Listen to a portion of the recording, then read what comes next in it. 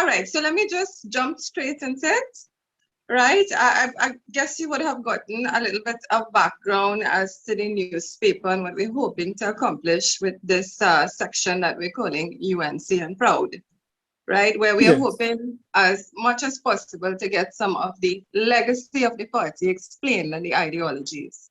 So your name was actually one of the first names that came up to interview for a column like this, right?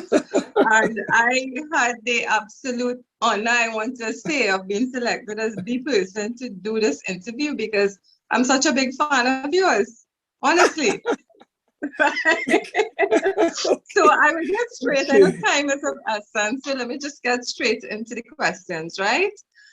So my Okay. very first question for you, Senator Mark, is can you tell us the story of how you got involved in the UNC?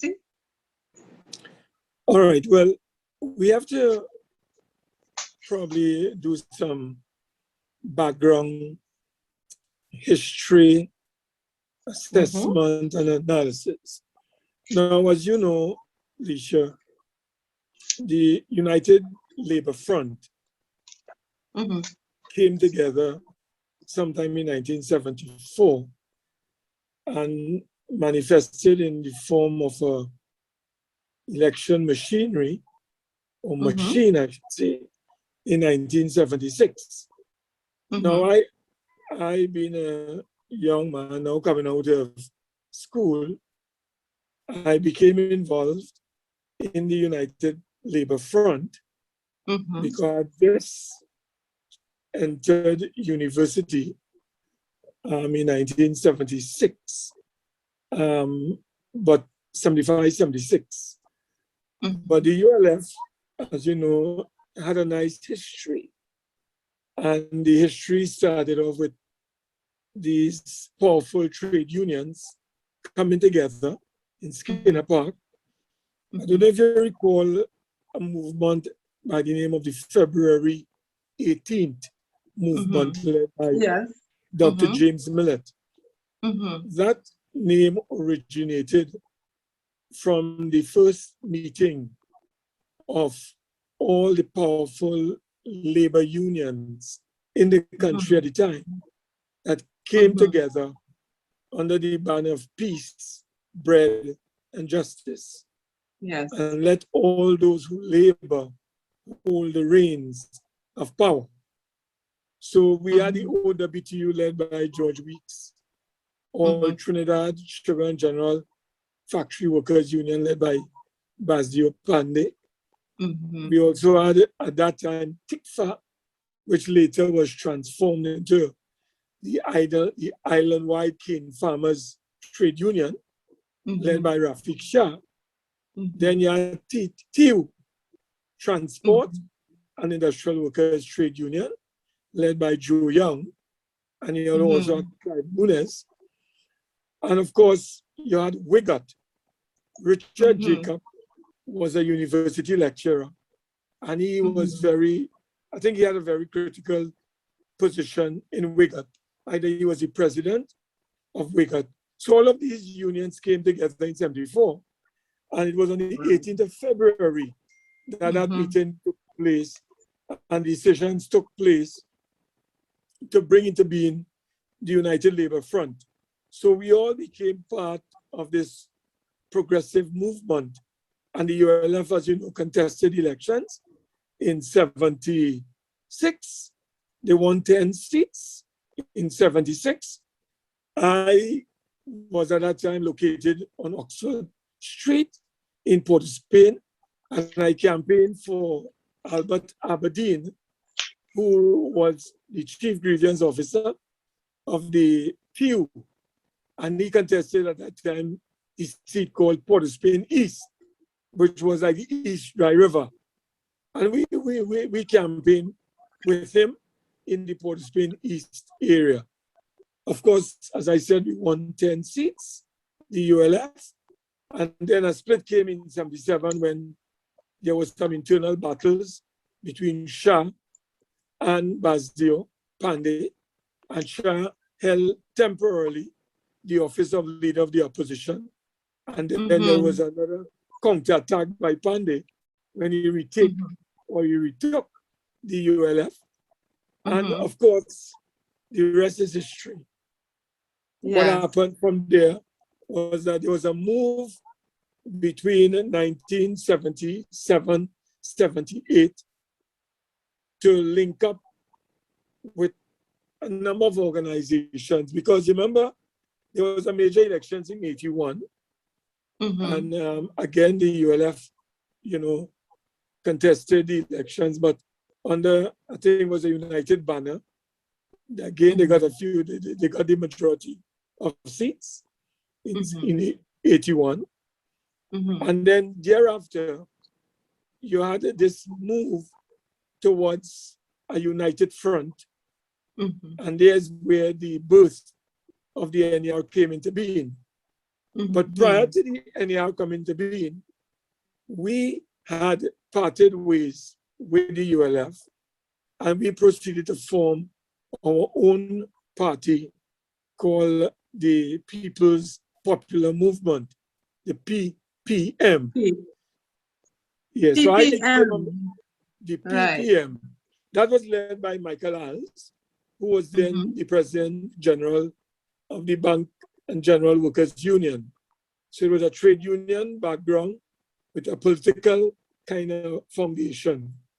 So what happened is that during that period, when the new formation took place between 81 and 86, we had, for instance, the ONR coming together with the ULF, and then you had the ONR, you had the ULF, and TAPIR, or at that time they had something called the DAC, the Democratic Action Congress. Now, they all came together. The ULF disappeared as the ULF. The DAC disappeared as the DAC. And the ONR disappeared as the ONR. And what came together was something called the NAR. Yes. The National Alliance for Reconstruction. Right. They came to power in 86. They won 33 seats. 33 seats won very by historic moment. Very historic moment. Yeah, and the PNM won 3 seats. I think Maurice Marshall, a lady called Muriel Donovan McDavidson, and of course you had Maurice Marshall, Donovan McDavidson, and a fellow called Patrick Manning. Yes. Those were the 3 seats, and the rest went to A&R Robinson and the new alliance called the NAR. Now, what happened is that we did not contest with the NAR in 86. We went on our own as a young progressive group of individuals, and we contested about 12 seats. I remember contesting Laventille as a member of the PPM, and Michael Alls contested San Fernando West, Mario, San Fernando East, and a few other people who formed this PPM. In all, we contested between 8 and 10 seats. Well, you know, I don't want to tell you what happened. We got licked like peas, and everyone lost their deposits in 1986. So we still remain UNC. We produce, not the UNC, rather, the People's Popular Movement. We had a paper called Courage, which we produced and we circulated in the communities. We had a manifesto that we produced as a party, small as we were. It's against that background, the PPM continued to function. But then a split came in the NAR in 88. And Basdio Pandey, Kelvin Ramnath, John Humphrey, Raymond Palak Singh, all of them were expelled from the party that they formed, that they founded, which was the NAR. Now, what happened when they were expelled, we were monitoring that situation very carefully as a progressive PPM organization. And we know what was being done by those forces in the NAR. They were trying to generate racial strife. They were trying to project the party called the NAR as a racial party, you know, as a party that only looking after the Indo, Trinidad and Tobago interests. So we decided as a progressive grouping to target our interests towards the new party that was being established. Because with these brothers and sisters being expelled, they had to go forward with a new formation. And this is where we decided to monitor very carefully and to give support to the new formation. And what was this new formation? In 1988, with the expulsion of Basdio Pandey and the rest, they went ahead and between 88, 89, 90, they went ahead in 88 and 89 to form something called Club 88. Yes. Club 88. Club 88 men see caucus for unity, love, and brotherhood. So the Club 88 was really the acronym for caucus for unity, love, and brotherhood. And it was formed in 1988. And between 1988, when it was formed in March, right up to October of 1988, these patriots, national heroes and heroines of our country, fighting for unity, brotherhood, and love, went throughout the length and breadth of Trinidad and Tobago. And they were able to campaign in every nook and cranny, bringing to the attention of the population, the working people, the working class, why they must form their own vehicle, why they must form their own instrument of defense against the forces of oppression and exploitation. And what happened after those 8 blistering months of intense campaigning throughout Trinidad and Tobago? They did not only campaign in Trinidad, but the caucus for unity, love, and brotherhood also went to Tobago. And they campaigned in Tobago, particularly in Tobago East. And they organized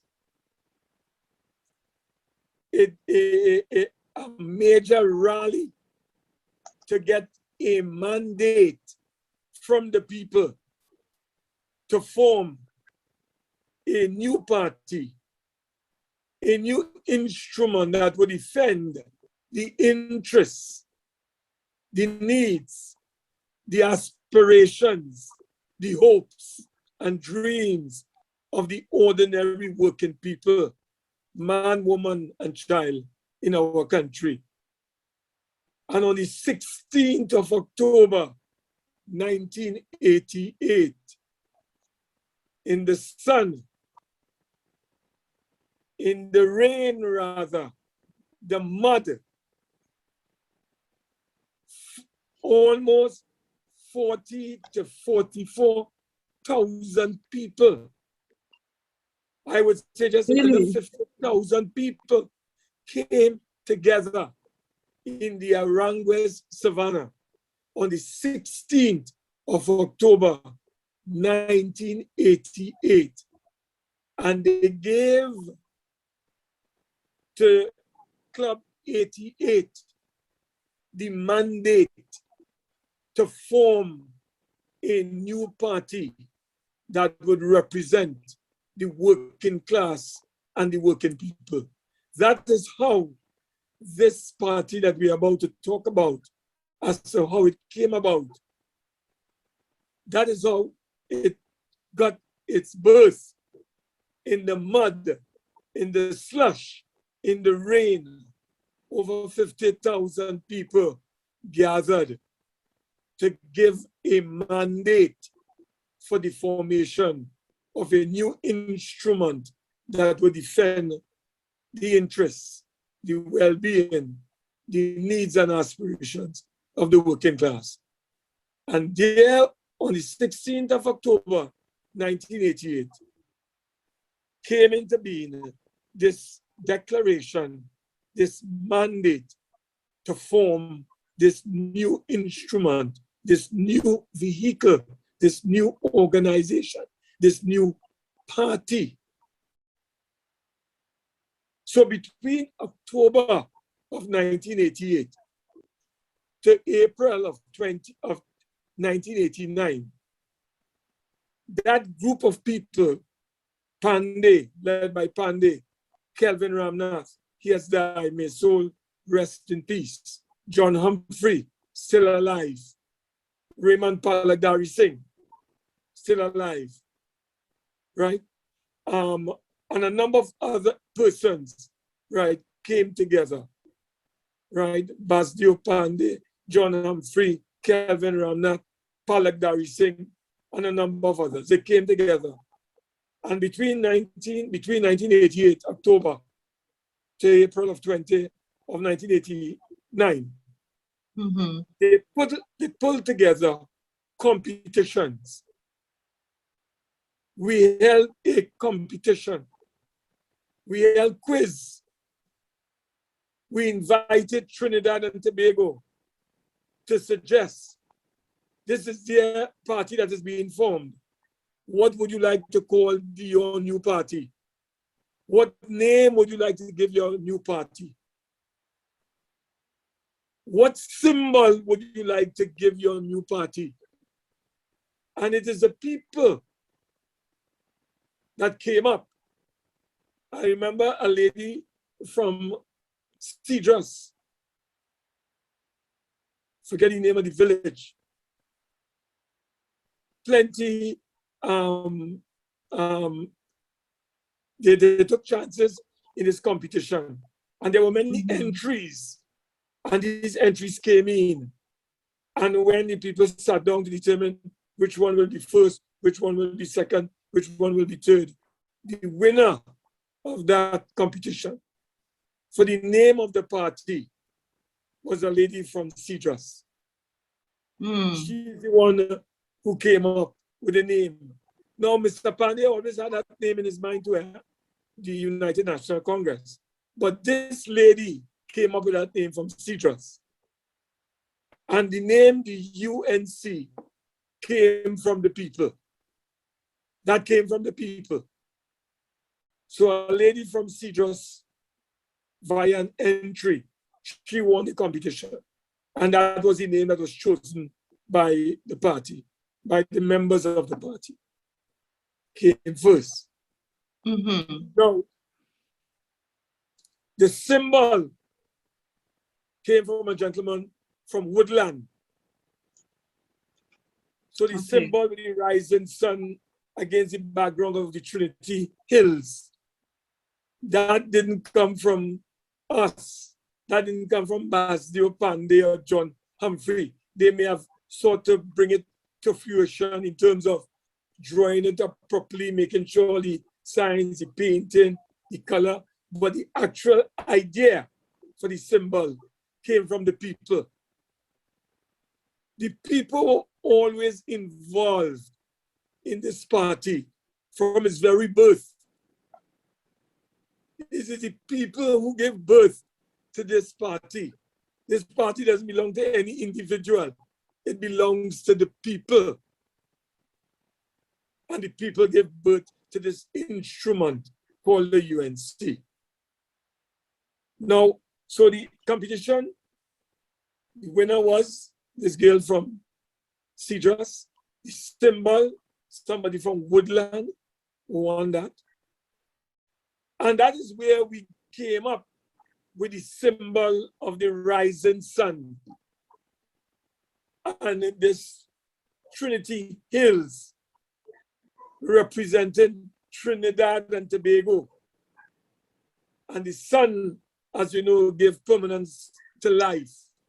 Nothing can exist without the sun. And that was our symbol. Now, Mr. Pandey, when they came up with this name, United National Congress, the lady from Cedros, we of course had to give meaning after discussing it. And the meaning that we give to it was we, the people, representing the rainbow that we call TNT. Indian working class, African working class, workers coming from the sugar industry, workers coming from the oil industry, marrying in unity for a better society. And that is why when we talk about the United National Congress, we are talking about the Indian National Congress. So the Indian National Congress and the African National Congress. Indian National Congress led by Mahatma Gandhi at that time, Jawaharlal Nehru. Nehru was the man, but the leader, spiritual leader of the Indian National Congress was the Mahatma, bringing people together. Yes. Representing Indian working class people, the Indian National Congress. Nelson Mandela, representing the African National Congress. So you see, when you talk about United National Congress, you see where it is coming from. It is the Indian National Congress. It is the African National Congress. So we took national, we took Congress, and we added United. Marrying the Indian with the African, which is what we are in Trinidad and Tobago. Slavery and indentureship. Coming from India, coming from Africa. So this is how the UNC came into being. We represented the best of the subcontinents. The continent of Africa, ANC, the subcontinent of India, the Indian National Congress. So I think it's important to note where the spirit and that letter came from. So when you talk about the United National Congress, you have to remember that history of the Indian National Congress and the African National Congress, Mahatma Gandhi and Nelson Mandela. So that is important to bear in mind. Now, when it comes to united, there is a meaning to every word. So what does united mean? United means to keep forever in our mind our long sought dream for unity. Without unity, there will be no progress. And Basdio Pandey our founding father, always told us, if the Africans are going so, and the Indians are going so, the working class, how are you going to come together? For us to make progress and for us to develop our country, for us to bring about growth and transformation, for us to meet the needs of our people, you have to have unity. You must be united. Absolutely. So Absolutely. when you talk about united, you are talking about to keep forever in our mind our long sought, cherished dream for unity. That is what united means. Senator Mark, that When you talk was fabulous. when, Really, when really you talk fabulous. when you talk about Congress, you're talking about we are reaffirming, right?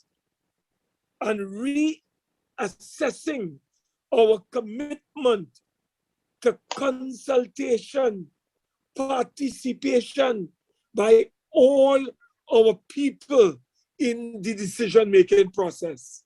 So when you talk about well, forget Congress, I've gone too far. Let's see with national. We dealt with united. National means to indicate that unity is in the interest of the nation, of all of its people. This indicates, national indicates that unity is in the interest of the nation as a whole, of all the people. So that is what national means. It means, it indicates unity is in the interests of all of the people towards one nation. That is what national means. And the Congress is where I was going a short while ago. That is to reaffirm our commitment as a people, as a party, to consultation, to participation, to involvement of all of our people in the decision-making process. So Congress means that. It means consultation, participation, involvement of the people, of all the people in the decision-making process. So when we talk about United National Congress, every word has a meaning. Every word has a meaning. And that is what I've just outlined for you so that you will be able to understand as a person who is doing this interview. When we talk about the United National Congress, we are talking about unity forever. That's a dream of our people. The United National Congress has always, and will always be committed to unity and harmony and diversity of our people. We want unity, we want harmony, we want togetherness in the sea of diversity. So you need unity, right? You need this dream that we must keep together, always forever in our mind. And the Congress is for us to be always focusing on consultation, participation, involvement of the people in all our decision-making processes, particularly as it affects the lives of our people, and to ensure that everyone shares in the national patrimony of our nation. So it's not only decision-making, it is not only participation, it is also about how this decision-making process will affect the lives of people, particularly in sharing our national patrimony. Senator Mark, that was absolutely fabulous. I just learned so much there in the last 30 minutes. And I don't think there's anyone who could have told that as well as you did. So I just want to tell you, thank you so much for that we are finished history, yet. that insight. That was amazing. It was amazing. No, listen again, right?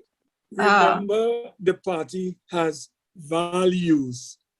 Mm-hmm. Mm-hmm. And those, if you go to our constitution and you look at the aims and objects, you will see the values embedded there. The value of freedom, the value of equality, the value of social justice.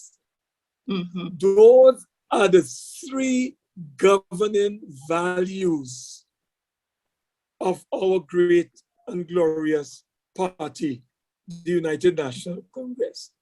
We believe in freedom and liberty. We believe in equality. There must be equality of opportunity for everyone in our nation. And there must be social justice for all. And these are things that we must always strive for. We will always fight for those things, always. Right. Now remember, always remember that our party was born, the United National Congress was born on Sunday, the 30th of April, 1989, at the Jean Pierre complex of the National Stadium. Your humble servant was on the platform. Wow. I was a speaker. The party, I am as old as the party. The party was born in 89. We are now in 2021. You're talking about almost 32 years. And yes. I am a founding member of the United National Congress. I was not involved when they had Club 88. I joined the party before they launched the UNC. So I joined Club 88 with a view to becoming a member of the new party. And I became a member of the new party.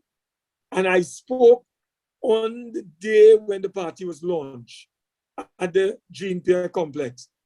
I can never forget that Sunday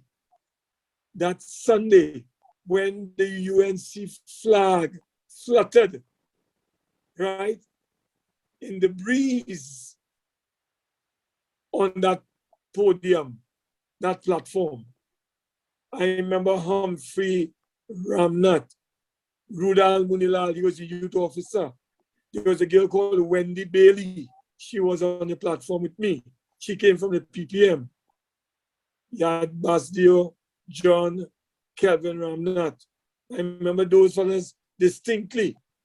And I want you to know as well that I was campaigning for a by-election in a place called Guayco Comuto.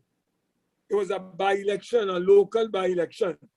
I remember they calling me during the campaign an honorary Indian. Yeah. Okay. While I was campaigning, they called me an honorary Indian. But I campaigned for a fellow called John Agitation. Yes, I know full his name. Yes. Ramjatan. I think his name was Ramjatan Ramdeen, better known as John Agitation. John Agitation was our first warrior, first soldier in the battle against the forces of oppression and exploitation. And we were launched on the 30th of April 1989.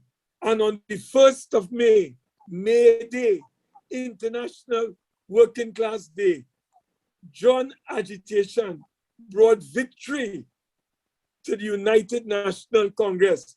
We formed on the 30th of April and we were victorious on the 1st of May. The 1st of May, we got our first seat in the local government body through this by-election that was won by John agitation. We beat the NAR who was in government. We beat the PNM who was in opposition. And this new infant, this new baby on the block was victorious in that election on May 1st, 1989. I could never forget that sterling and stunning victory by John agitation on behalf of the United National Congress. So we won that battle in 1989, May the 1st. Now, those are some points I'd like to raise with you. Of course, there are other areas I'm sure you'll want to clarify. Feel free, but I just thought it was useful and necessary for you to have that background history of this great party. This party has always been committed to freedom, equality, and justice. We are not involved in any kind of what is called parochial politics. That is not our, since I'm a founding member of this party. I'm a founding father, if you want to put it, of this party. Basio Pandey is the founding father, but I'm a foundation member of this party. And I have gone through thick and thin, but I've learned, you never destroy what you build. Whatever you build, even though you have differences with ideas, policies, programs, that you try to set those things within the party, but never try to destroy your party. Never try to destroy your party. So I have been in this party. I've gone through all kinds of trials and tribulations, but I have remained loyal, committed, dedicated, disciplined, and focused with unrivaled determination. Wow. So, Mark, let me ask you something, right? I mean, what you just said to me there within the last maybe 40 minutes was so amazing to me. What sort of emotions fill you when you talk about this history? No, I feel very proud because remember, when I became a member of the United National Congress, I was the first Afro-Trinidadian, along with Wendy, was Wendy Bailey. So you remember the UNC leadership was Indo-Trinidadian with a white man called John Humphrey, but we didn't have a prominent Afro-Trinidadian. I, in my humble way, played a role. And I am happy to know, there's an old saying that a drop of dye placed in a glass of clear water helped to change its entire complexion.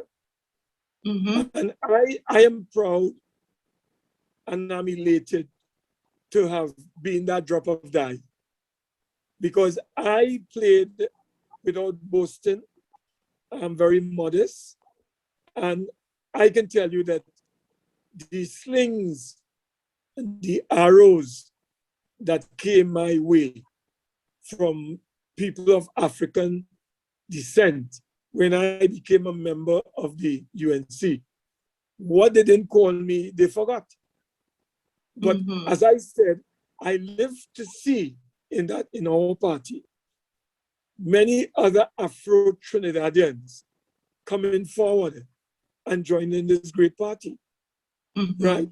So, but I know when the party first started, on that platform at the Jean Pierre Complex, on that evening of the 30th of April, 1989, I was the lone Afro-Trinidadian on that platform as a male. And I had with me the lone female Afro-Trinidadian, a sister called Wendy Bailey.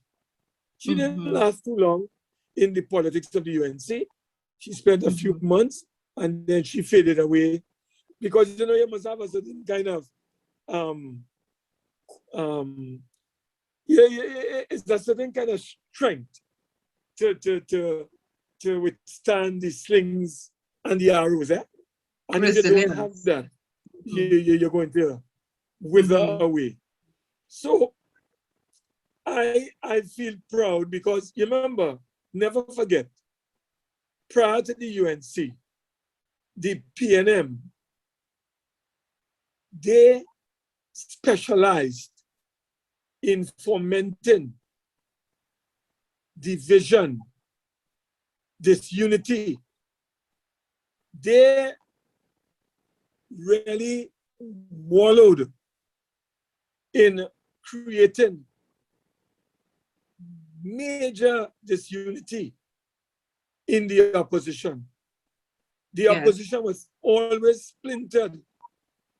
And that is why the PNM stood and remained rather in office for 30 unbroken years from 1956 to 1986.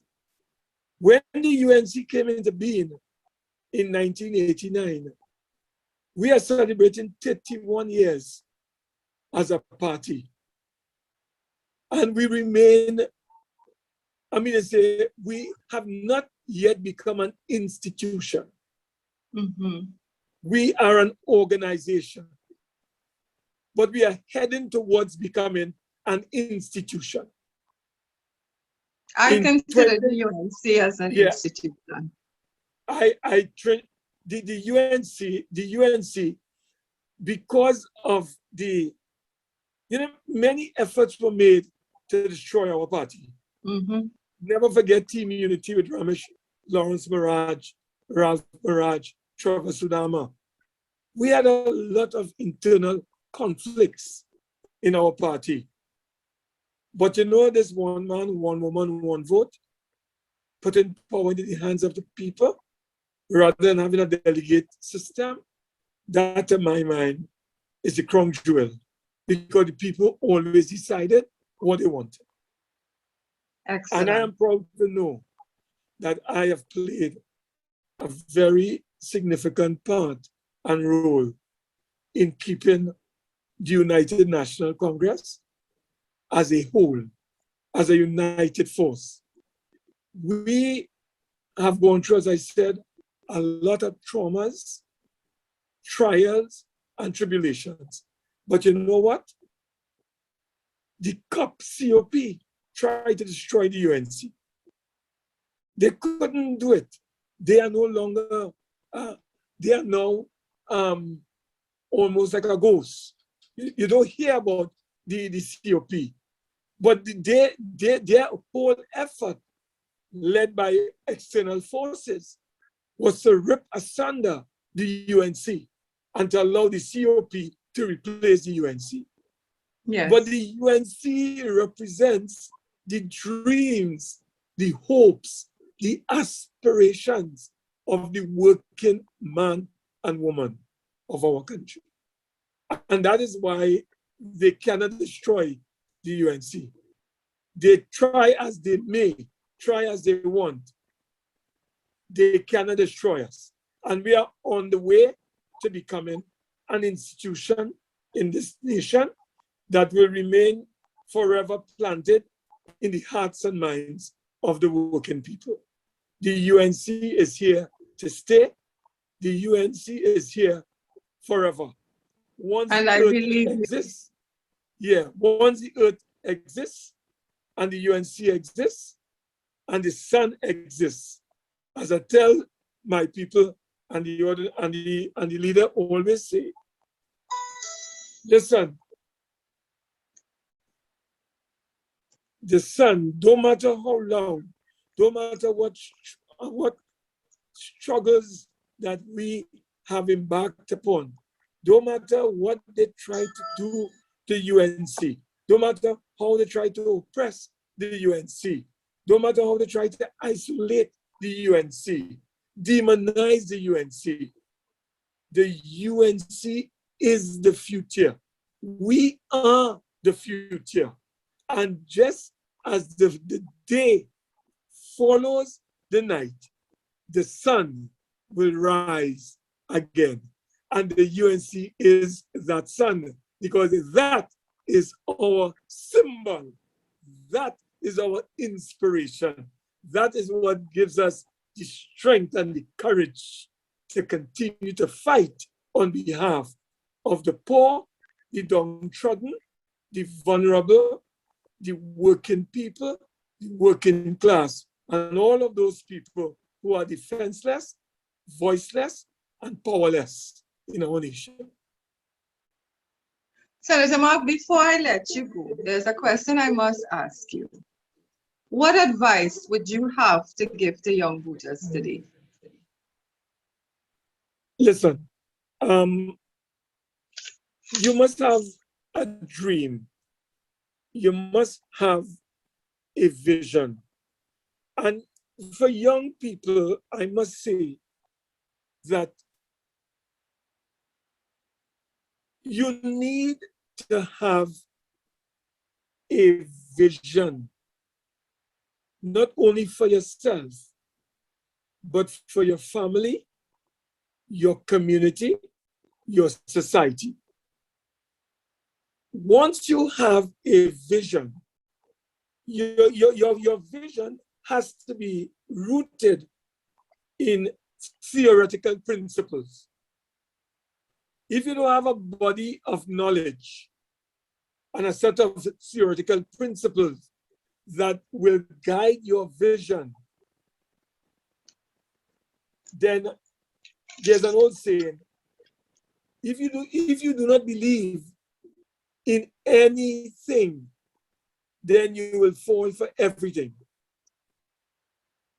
You must believe in something. So we believe in freedom. We believe in equality. We believe in social justice. And what is the political model? What is the ideological framework that will provide those values? So when you translate them, you can improve the quality of life and the standard of living of the people. After all, Basdio Pandey always reminds us, what is life? Life is about happiness. Life is about happiness. And to be happy, you need to ensure that citizens, every single citizen, man, woman, child, African, Indian, Portuguese, Chinese, Caucasian, whether you live in the East-West corridor, Tobago, or you live Togo, whether your status in life is, whether you're poor, you're rich, whatever religion you may hold, at the end of the day, we are human beings. We have dignity and we have needs. So to be happy, you have to ensure people have the basic essentials, the basic necessities of life. Food, clothing, shelter, education, recreation, leisure, entertainment, etc. You need these things to live a full and decent and dignified life. And everyone must have those as fundamental basic needs and requirements. And there must be, a government is there to provide people with the opportunity to reach the sky. The sky is the limit. But remember, you must be governed by principles. You must be governed by values. Your principles must be based on integrity, honesty, decency, selflessness. You are not in this thing called politics to get rich, to enrich yourself. You are not into this politics to become rich at the expense of the poor. Your only duty and responsibility in this politics is to make life better for everybody in this society. Even if you have to leave yourself undone, you do that. Your duty is to make others happy. So you cannot make others happy if you are thieving. You cannot make others happy if you are corrupt. You cannot make others happy if you come into this thing called politics and into the UNC to get rich quick. That is not the business of the UNC. The UNC was not formed by ordinary people to bring carpetbaggers into the fold of their party for them to exploit them, to enrich themselves. So young people must have a body of principles. They must be guided by a body of values. And they must have an ideological framework rooted in practical experiences, in their day-to-day experiences or development. And you must never be wedded to any particular ideology, because ideology changes with objective conditions. So you want to focus on improving the quality of life of the people. And if communism could bring about that, then you be a communist. If socialism could bring about that, then be a socialist. If, for instance, democratic socialism could do it, then be a democratic socialist. If capitalism could bring it about, then be a capitalist. But you use theoretical instruments in order to attain and achieve the goals of the party that is an instrument of the people. That is the only business we have in politics, to make people happy. It isn't about making ourselves happy. We want to be happy as well. But the reason why we are leaders and we have taken up the mantle of leadership is to fight for those people who cannot fight for themselves, to give voice to the voiceless, to give power to the powerless. That is what we are here about. And, in closing, I can tell you about the story of the Good Samaritan. The Good Samaritan on this road called the Jericho Road, in the good old book, the good book, that's the Bible. There was this road called the Jericho Road. Very long, winding, meandering road. It was ideal for ambushing and robbing persons who traversed that Jericho path or road. One day, a gentleman was traversing that road, and he was pounced upon by a band of thieves. They robbed him, they beat him, and they left him for the dead. A Levite passed on that same road on that day, saw the bleeding man on the ground, believed that the bleeding man might be out to trick him and then rub him. He looked at the bleeding man and he passed and he went about his business. A priest passed by, saw the bleeding man, looked at him, passed him. He too felt might have been a trick. He gone, the priest. Then the good Samaritan came by. He was on a beast, a donkey, dismounted from his beast, went towards the man bleeding on the ground, took him up, put him on his beast, took him into town, put him in a hotel, pay his bills, and told the innkeeper, if anything come up beyond the time he's supposed to say, he will come back and meet the payments. That was the good man. That was a great man. It was not about you seeing about yourself. Mm-hmm. It's about seeing about others. It's not about what will happen to you. If you leave him there, what will happen to him? Mm-hmm. And that is why I'm saying that when you come, you get into politics, your whole focus must be based on a set of values, a set of principles, and a body of knowledge that will inform those values and those principles that will never lead you wrong. It will never lead you wrong. You will never be a thief. You will never go into this thing to become corrupt at others' expense.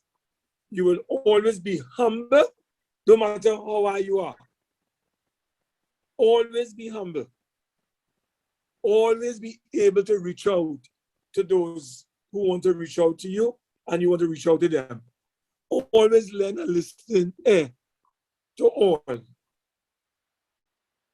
And wherever you can help, help. God will bless you. Senator Mark, I want to thank you so much for your time. This was, to me, an invaluable interview, right? I mean, some of the words that come to mind as educational, inspiring, deeply moving. I'm so glad we recorded it. You know, it will be something I intend to share with the rest of the group. I think almost everyone involved in the UNC should listen to this interview.